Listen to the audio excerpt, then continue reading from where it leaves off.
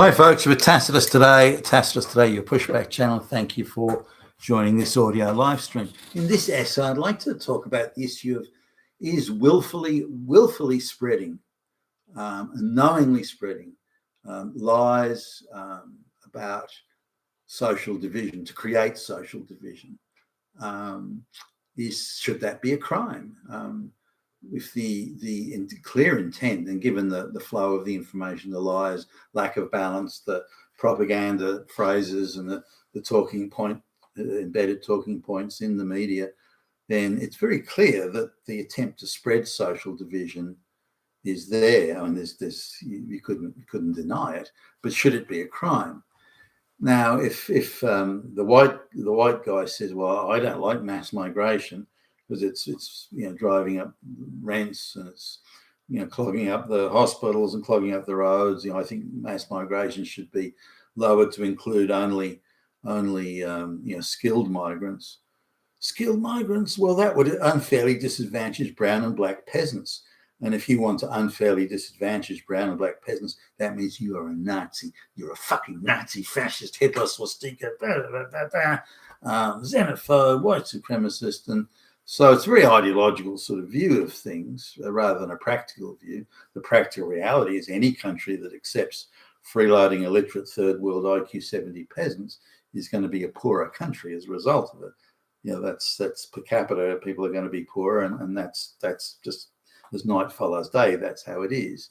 So why anybody would condone or want that or would applaud it or defend it is quite beyond my comprehension. But that's not what's going on here. The globalists want to move masses of brown and black people, third world people, into the West, and they're determined not to be put off or slowed down or impeded in that. So they own the entire commentariat, or most of it anyway, the narrative making and the influencing and so on. They own pretty much all of that. So their propaganda is directed towards it.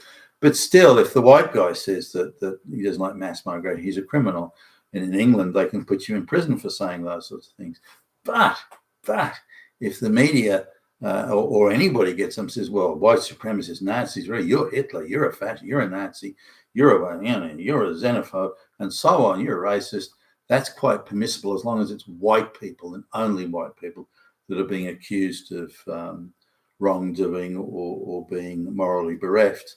So let's have a look. Now, there's a piece that was running recently in Australia's biggest, very left-leaning, by the way, but biggest media organisation. And, if they're not attacking Trump for something, hit pieces against Trump, they're attacking white people just generically. It's one or the other, and often both, on their daily news cycle. So they do these opinion pieces, which are just hit pieces. And so they're talking about a so-called race riot. And I'm calling it a race riot was a real stretch, but a so-called race riot happened in Australia over 20 years ago. And the claim was at the time that this was evil white Nazis, oppressing brown and black people because Australia is a fascist Nazi Hitler hellhole, which is untrue and has never been true, by the way. They've got a very leftist journalist who's never had a job.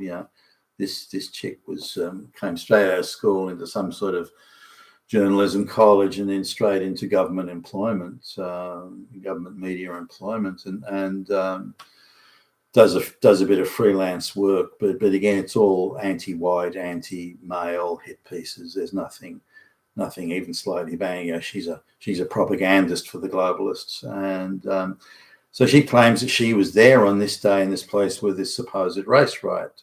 Now, if you just a quick look at her bio, if she was there, she was like about 6 years old.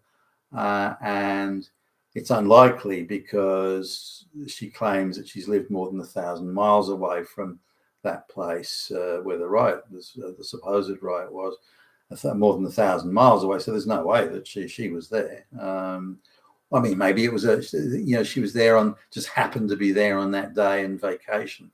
I would doubt that very much. But anyway, she claims to have been there and claims to have even as a 6-year-old, have an adult perspective about what was going on. Now, it so happens that I was there, and so I do know what went on, and it was not a race riot, not even close.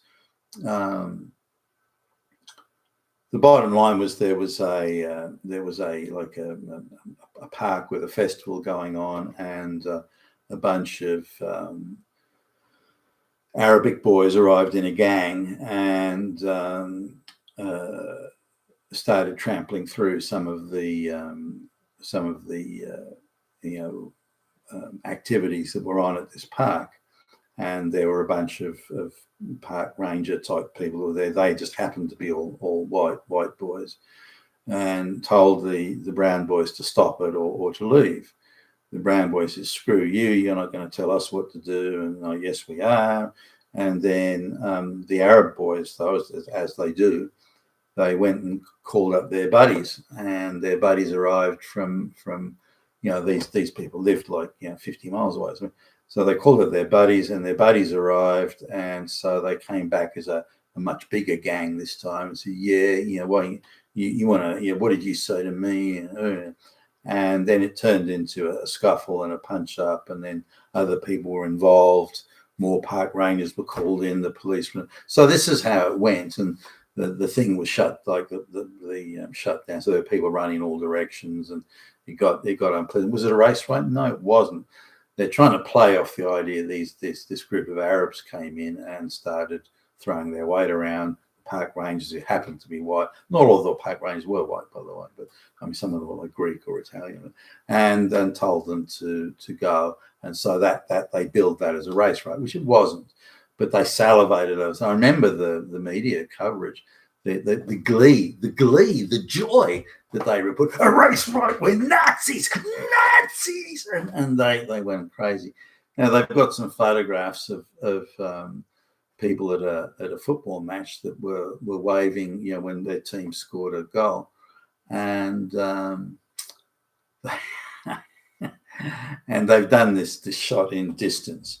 So it looks and they've done this on purpose. Looks like they're all doing a Sieg Heil, which they weren't. They're just going, well, our team scored a goal.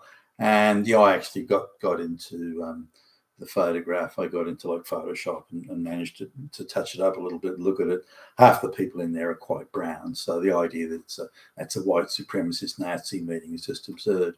But in the depiction of the saying, well, look how Nazi and racist Australia was then, but it's no better today. Nazis are everywhere.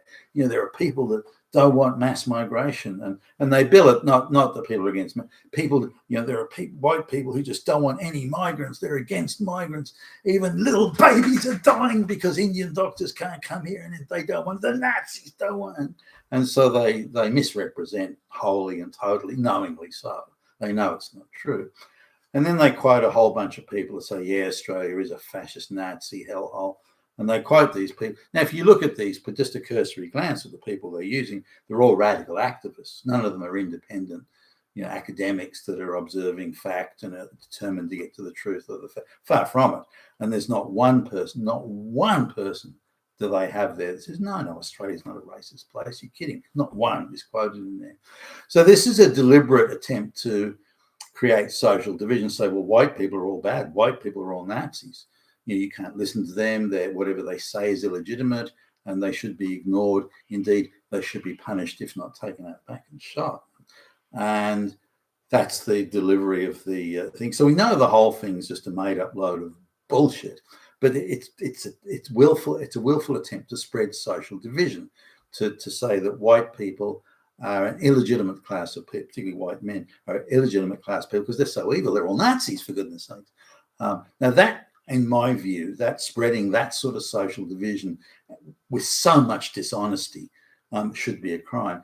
Now, if they quoted 6 people who said, yes, Australia's a Nazi hole, and 6 people who said, no, that's nonsense, Australia's very welcoming and so on, as if Australia's taken in something like 7 million brown and black migrants in the last 20 odd years, it's got to be a pretty tolerant place, for goodness sake, given that most of them can't speak any English and so on. So if they did that, and if they explained both sides of the thing, but they don't, it's a straight out hit piece against straight white males and white people generally.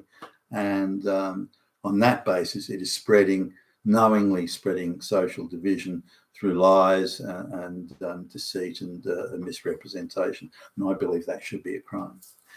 You've been with Tacitus today, your Pushback Channel. Thank you for listening.